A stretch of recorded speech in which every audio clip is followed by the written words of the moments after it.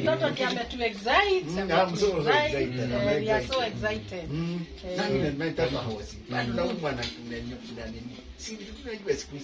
Nimesamia wale wote ni abduct na kunipitishia through everything. Nimewasamia, imenitoka kwa roho, nimewaachia tu Mwenyezi Mungu. I don't hold grudges. I'm just an upright man who forgives and forgets and leave it to God. And as the boy says, we don't hold grudge to those people who have betrayed this boy. We are just telling God awasamehe sababu wenye walifanya mambo isiyo mzuri, lakini tunawaombea pia hao, na ninawaambia singetaka mtu mwingine aendee vile mimi nimeendea.